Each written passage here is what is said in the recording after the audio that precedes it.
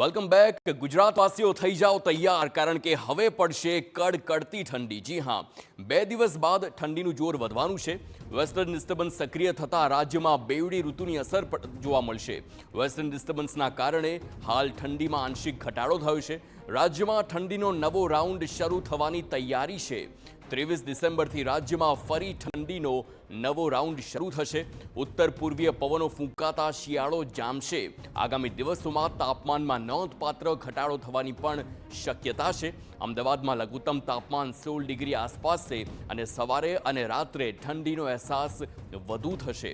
કચ્છના નલિયામાં રાજ્યનું સૌથી લઘુત્તમ તાપમાન નોંધાયું છે. નલિયામાં 13.8 ડિગ્રી તાપમાન નોંધાયું.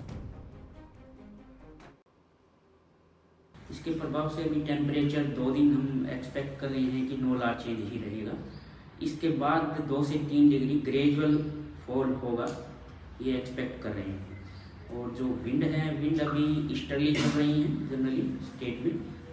और जो कोस्टल विंड है वो नॉर्थ से नॉर्थ ईस्टर्ली है. साउथ गुजरात कोस्ट और नॉर्थ गुजरात कोस्ट दोनों में, उसमें विंड स्पीड 15 से 20 नॉट है. और आगे 7 दिन हम एक्सपेक्ट कर रहे हैं कि लगभग मौसम तो खुश्क रहेगा.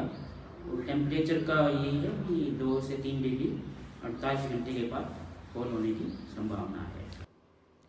તો અત્યાર સુધી જે પ્રકારનું વાતાવરણ ગુજરાતમાં છે, ક્યાંક ને ક્યાંક સ્વેટર ન પહેરો તો પણ ચાલે તેવી પરિસ્થિતિ છે. પરંતુ આવનારા દિવસોમાં પરિસ્થિતિ બદલાશે.